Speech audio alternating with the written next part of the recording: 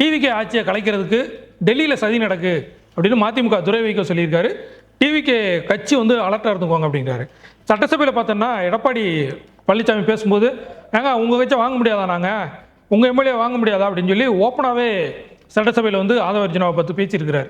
அப்போது இப்படி நிலைமை இருக்கும்போது டிவிகே ஆட்சிக்கு ஆபத்து இருக்குதா அப்படிங்கிற ஒரு அச்சம் வந்து எல்லா தரப்புலையும் இருக்குது. இதுக்கு என்ன காரணம் அப்படின்னா, சைலண்டாக தான் போய்கிட்டு இருந்தது எல்லாமே. ஆனால் சட்டசபையில் ஆதவ அர்ஜுனா, நிர்மல்குமார், ராஜ்மோகன் 3 பேரும் பேசும்போது அடிக்கடி எழுந்து பேசுகிறாங்க, அடிக்கடி குறுக்கீடு செய்கிறாங்க. அது கூட பரவாயில்ல. பெர்சனலாக சில விஷயங்களை அட்டாக் பண்ணி பேசி, அதாவது நிர்வாகம் சார்ந்து இல்லாமல் பெர்சனலாக பேசும்போது அது வந்து முக ஸ்டாலின் திமுக தலைவர் அவங்க குடும்பத்தையே பாதிக்குது, அவங்க வந்து இது ரொம்ப பாதிக்கப்படுறாங்க அப்படின்னு. இப்போது இவர் ஸ்டாலின் அவங்களுடைய மருமகன் சபரீசன் பற்றி சட்டசபையில் வந்து தேவையில்லாமல் பேசுகிறது, ஸ்டாலின் பற்றி அவருடைய தோல்வியை பற்றி சட்டசபையில் பேசுகிறது வந்து அந்த திமுகவில் உள்ள எம்எல்ஏக்கள் ஏற்கனவே தோந்து போய் வீட்டில் இருப்பாங்க அவங்களுக்கு, இவங்களுக்கெல்லாம் ஒரு கோபத்தை உண்டாக்கி விட்டுருது. இது வெறும் நிர்வாகம் சார்ந்து ஆளுங்கட்சி எதிர்கட்சி அப்படிங்கிறது சார்ந்து இல்லாமல் இந்த மாதிரி அவங்கள பாதிக்கப்படுற மாதிரி இருக்குது அப்படின்னு. அதே போல் அதிமுகவில் ஒரு செங்கோட்டையன் பேசும்போது இன்னும் 10 எம்எல்ஏ வரலாம், 15 எம்எல்ஏ வரலாம், 25 எம்எல்ஏ வரலாம், அதிமுக அப்படிங்கிற கட்சியே காணாமல் போயிடும் அப்படின்னு சொல்லி அவர் சொல்கிறாரு. ஆதவ அர்ஜுனா பேசும்போதும் அதிமுகங்கிறது ஒரு கட்சியே கிடையாதுங்க, அங்கே உள்ளவங்கெல்லாம் இங்கே வந்துடுவாங்க அப்படின்னு. இந்த மாதிரி இவங்க பேசும்போது என்ன ஆகுது அப்படின்னா, அதிமுகவில் உள்ள சாதாரண தொண்டர் முத கொண்டு தலைவர்கள் வரைக்கும் அப்போ நம்ம கட்சி இருக்காதா, கட்சியை எப்படி தான் காப்பாற்றுறது அப்படிங்கிற மாதிரி அவங்கள பெர்சனலாக அவங்கள தூண்டி விடுது. இப்போ இந்த மாதிரி இந்த 3 பேரை முக்கியமாக சொல்கிறாங்க, ஆதவ அர்ஜுனா, நிர்மல்குமார், ராஜ்மோகன்.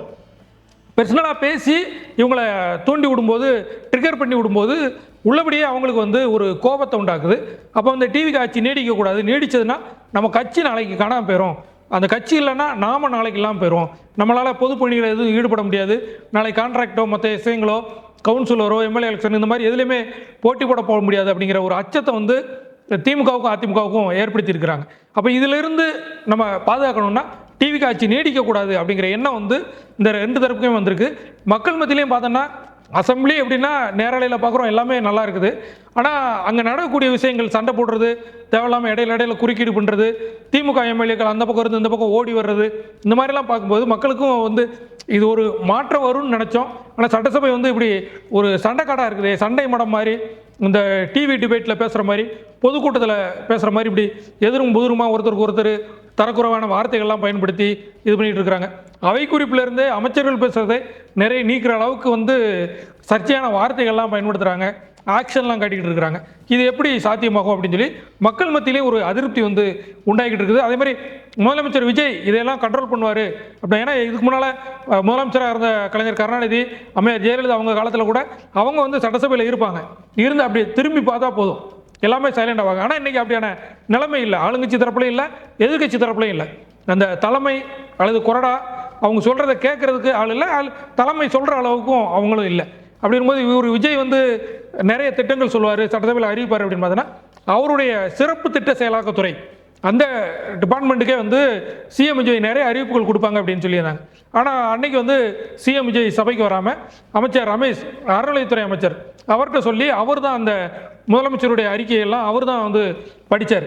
சரி, அடுத்த டிபார்ட்மெண்ட்டு இவர் பார்ப்பார் அப்படின்னா அடுத்து முக்கியமான டிபார்ட்மெண்ட் வரும்போது ராஜ்மோகன் முதலமைச்சருடைய டிபார்ட்மெண்ட்டுக்குள்ள திட்டங்களை எல்லாம் பள்ளிக்கல்வித்துறை அமைச்சர் ராஜ்மோகன் வந்து படித்து அவர் வந்து அறிவிப்புகள் சொல்லிக்கிட்டு இருந்தார். அப்போது உள்துறை அப்படிங்கிறது வரும், அடுத்து காவல்துறை சம்மந்தமான சட்ட ஒழுங்கு சம்மந்தமானது வரும்போது முதலமைச்சர் விஜய் கண்டிப்பாக பேசுறதுக்கு வாய்ப்பு இருக்குது. ஏன்னா இதுக்கு முன்னால் எல்லாம் பார்த்தோன்னா முதலமைச்சர், எதிர்க்கட்சி தலைவர் அவங்க 2 பேர் தான் இந்த சட்டம் ஒழுங்கு காவல்துறை சம்மந்தமான மானிய கோரிக்கையில் அதிகமான விவாதங்கள் நடக்கும். அப்போ அதுக்காவது சிஎம் விஜய் பேசுவாரா அப்படிங்கிற ஒரு எதிர்பார்ப்பு இருக்குது.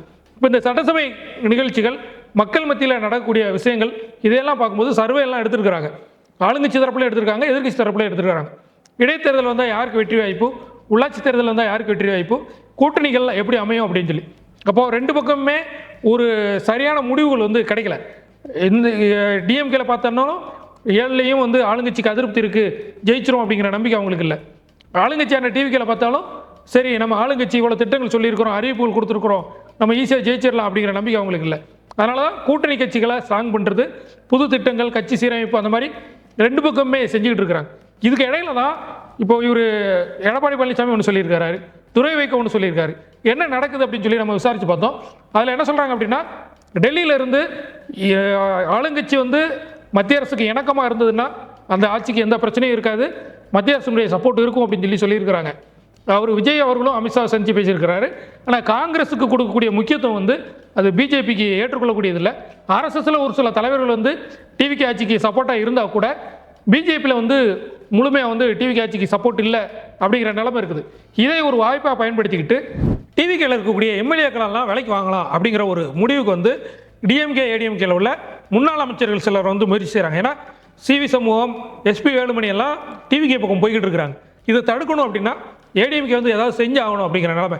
ஏன்னா இதுக்கு முன்னாலே நம்ம வீடியோவிலே பேசியிருக்கிறோம், ஏற்கனவே நிறைய விஷயங்கள் பேசியிருக்கிறோம். அதாவது டிவிகே எம்எல்ஏக்கள்லாம் நிறைய பின்புலம் வந்து அவங்க ஒரு சிலர் வசதியாக இருந்தால் கூட ஒரு 10-20% வந்து வறுமையில் இருக்கிறாங்க. வறுமை அப்படின்னா அவங்களுக்கு வந்து ஒரு லட்சாதிபதிகளாக மட்டும்தான் இருக்கிறாங்க. அப்போ அவங்களுக்கு வந்து எலெக்ஷன்லேயே வந்து ஒரு 50 லட்சம் வரைக்கும் செலவு பண்ணியிருக்கிறாங்க. ஓட்டுக்கு பணம் கொடுக்கல, சாதி மதம் பார்க்கல, ஜெயிச்சா வச்சா அப்படின்னா கூட ஜாதி அடிப்படையில் தான் எல்லா தொகுதியிலையும் வேட்பாளர் பாட்டியிருந்தாங்க, செலவு பண்ணிடுறாங்க தொகுதிகளுக்குள்ள. ஒரு சில இடங்களில் ஓட்டுக்கு பணம் கொடுத்ததா வீடியோலாம் வந்துருச்சு. அப்போது அப்படி இருக்கும்போது குறைந்தபட்சம் 50 லட்சம் செலவு பண்ணியிருக்கிறாங்க. அப்போ அவங்களுக்கு வந்து கண்ணில் பார்க்காத அளவுக்கு கோடிகளில் வந்து அவங்க பேசும்போது ஈஸியாக வந்து அவங்க கட்சி மாறதுக்கு வாய்ப்பு இருக்குது அப்படிங்கிற பேச்சு வந்து வந்துச்சு. அது ஏற்கனவே அந்த கேஸ் எல்லாம் போய்கிட்டு இருக்குது. அப்படி இருக்கும்போது இப்போ இந்த மாதிரி போயிடக்கூடாது அப்படின்னா சிஎம் விஜய் உடனடியாக ஒரு அதிரடி நடவடிக்கை, எல்லாருக்குமே காரு 25,000 ரூபா அவங்க உதவியாளருக்கு சம்பளம், டிரைவருக்கு 25,000 ரூபா சம்பளம் அப்படின்னு சொல்லி 75,000 ரூபா மாதம் மாதம் கொடுக்கறது அப்படிங்கிறத சொல்லி ஒரு கார் கொடுக்கறது காரணம் நம்ம எம்எல்ஏக்கள் நம்மளை விட்டு போயிடக்கூடாது அப்படிங்கிறது உளவுத்துறை அறிக்கையின்படி அந்த எம்எல்ஏக்களை தடுக்கிறதுக்கு ஒரு முயற்சியை வந்து செஞ்சுருக்கிறார். ஆனால் இதையும் தாண்டி சில எம்எல்ஏக்கள் சம்பாதிக்கணும், ஒரு டெண்டர் எடுக்கணும், கான்ட்ராக்ட் எடுக்கணும், அந்த மாதிரி அடுத்தடுத்து போகணும். ஏன்னா எம்எல்ஏ வாய்ப்பு அப்படிங்கிறது வெறுமனே சமூக சேவை மட்டும் இல்லை, இதை தாண்டி நான் பணம் பார்க்கணும் அப்படின்னு எண்ணக்கூடிய அமைச்சர்கள் எம்எல்ஏக்கள் இருக்கிறாங்க. அவங்கள வந்து குறி வச்சு இந்த பேச்சுவார்த்தைகள் நடத்தப்படுவதா சில தகவல்கள் வந்துச்சு. உளவுத்துறை அறிக்கையும் கொடுத்துருந்தாங்க. அதெல்லாம் மையமாக வச்சு தான் துரை வைகோ வந்து ஓப்பனாக இதை வந்து சொல்லியிருக்கிறார். இப்போ எம்எல்ஏக்கள் போகக்கூடாமல் தடுக்கிறதுக்கு என்ன செய்யறது அப்படின்னு. இதுக்கு இன்னொரு பக்கம் இந்த ஆட்சிக்கு வந்து ஒரு பயத்தை கொடுக்குற விதமாக சபாநாயகர் மேலே நம்பிக்கையில்லா தீர்மானம் கொண்டு வரலாம் அப்படின்னு ஏற்கனவே முயற்சி பண்ணாங்க. இப்போ திரும்ப அதற்கான முயற்சிகள் வந்து நடக்குது. ஏன்னா சபாநாயகர் வந்து நடுநிலையாக இருக்கிறது போல தோன்றா கூட ஆதவர்ஜனாவுக்கும் நிர்மல்குமாருக்கும் அதிக வாய்ப்பு கொடுத்து பேச விட்டுட்டு அதுக்கப்புறம் அதை அவை குறிப்பிலிருந்து நீக்கிறாரு அப்படிங்கிற குற்றச்சாட்டை வந்து எதிர்கட்சிகள் வச்சிருக்கிறாங்க. எல்லா தரப்புக்கும் பேச வாய்ப்பு அப்படின்னா கூட அந்த வீடியோ எடுக்கிறது, காட்டுறது, ஆளுங்கட்சி பேசும்போது காட்டுறாங்க, எதிர்கட்சி சண்டை போடும்போது காட்டுறாங்க அப்படிங்கிற குற்றச்சாட்டு இருக்குது. அப்போ சபாநாயகர் மேலே நம்பிக்கையில்லா தீர்மானம் கொண்டு வந்தால் இந்த ஆட்சி கவிழுமா, ஆட்சிக்கு ஆபத்து வருமா அப்படிங்கிறது ரெண்டாவது பக்கம். ஏன்னா ஆட்சி மேலே நம்பிக்கை இல்லாமல் போகிறது தான் அந்த சபாநாயகர் தீர்மானம். ஏன்னா சிஎம் விஜய் அந்த நம்பிக்கை தீர்மானம் நிறைவேற்றப்பட்டு 6 மாதத்துக்கு அப்புறம் தான் அடுத்த தீர்மானம் கொண்டு வர முடியும். இப்போ இடையில சபாநாயகர் மேலே தீர்மானம் கொண்டு வந்தால் ரெண்டு வாய்ப்பு. ஒன்று, விஜய் மேலே நம்பிக்கை இல்லாமல் இருக்கிறாங்க, இந்த ஆளுங்கட்சி மேலே நம்பிக்கை இல்லாமல் இருக்கிறாங்க அப்படிங்கிறத மக்கள் மத்தியில் கொண்டு போகிறது ஒன்று. இன்னொன்று, சட்டசபையில் எந்த விதமான குறுக்கீடு இல்லாமல் எல்லா கட்சி தலைவர்களும் பேசுறதுக்கு ஒரு வாய்ப்பு கிடைக்கும். ஏற்கனவே மத்திய அரசில் வந்து மோடிக்கு எதிராக ஒரு தீர்மானம் கொண்டு வந்தாங்க, சபாநாயகர் மேலே நம்பிக்கையில்லா தீர்மானம் கொண்டு வந்தாங்க.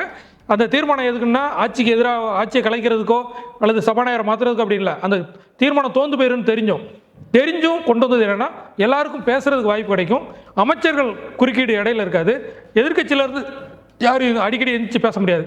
அப்போ அவங்க பேசுகிறத முழுமையாக பேசலாம். அந்த முழுமையாக பேசுறது மக்கள் மத்தியில் போகும். அதுக்கு வந்து சிஎம் விஜய் பதில் சொல்லணும். அப்போ பதில் சொல்லும்போது அந்த பதில் உரை அப்படிங்கிறது எல்லாருக்கும் பதில் சொல்லக்கூடிய அளவில் இருக்கணும். அப்போ அப்படியான ஒரு நெருக்கடியை வந்து உண்டாக்குறதுக்கு டிஎம்கே ஏடிஎம்கே ரெண்டு தரப்புலையுமே முயற்சி பண்ணுறாங்க. அதாவது ஏடிஎம்கே அந்த முயற்சி எடுத்ததுன்னா டிஎம்கே சப்போர்ட் பண்ணுவாங்க, டிஎம்கே அந்த முயற்சி எடுத்ததுன்னா ஏடிஎம்கே சப்போர்ட் பண்ணுவாங்க அப்படிங்கிற நிலைமைக்கு வந்திருக்கிறாங்க. ஏன்னா ஏடிஎம்கேக்கு முக்கியமான பிரச்சனை அவங்க எம்எல்ஏக்கள் இதுக்கு மேலே டிவிகே பக்கம் போயிடக்கூடாது. ஏன்னா 15 பேரை ஏற்கனவே ரெடி பண்ணி வச்சிருக்கிறாங்க. அந்த 15ங்கிறது 25 மாறிடக்கூடாது, அவங்க எம்எல்ஏக்கள் போயிடக்கூடாது. அதை தடுக்கணும் அப்படின்னா நம்பிக்கையில்லா தீர்மானம் கொண்டு வரணும் அப்படிங்கிற முடிவுக்கு வந்து ஏடிஎம்கே வந்திருக்கிறாங்க. அதனால தான் எடப்பாடி பழனிசாமி ஓப்பனாகவே சொன்னது, ஏன் உங்கள் எம்எல்ஏக்களை வாங்க முடியாது அப்படின்னு சொல்லி சட்டசபையிலே சொன்னது. டிஎம்கேக்கு வந்து பெர்சனலாக வந்து முக ஸ்டாலின் அவங்க குடும்பத்தை அந்த அட்டாக் பண்ணி பேசுகிறது வந்து பெர்சனலாக அவங்கள பாதிச்சிருக்குது. அதனால் இந்த டிவிகே ஆட்சிக்கு ஒன்று அவங்க அமைதிப்படுத்தணும், அப்படி இல்லைன்னா ஒரு நெருக்கடியை உண்டாகணும் அப்படிங்கிற அளவுக்கு போயிருக்காங்க.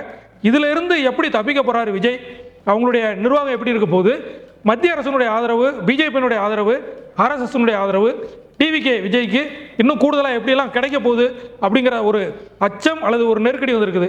அதைத்தான் துரை வைகோ வந்து வெளிப்படையாக சொல்லியிருக்கிறாரு. அலர்ட் ஆவாங்களா, விஜயனுடைய ஆட்சி எப்படி நடக்க போகுது அப்படிங்கிறத நம்ம அடுத்தடுத்து சந்திக்கலாம். நன்றி, வணக்கம்.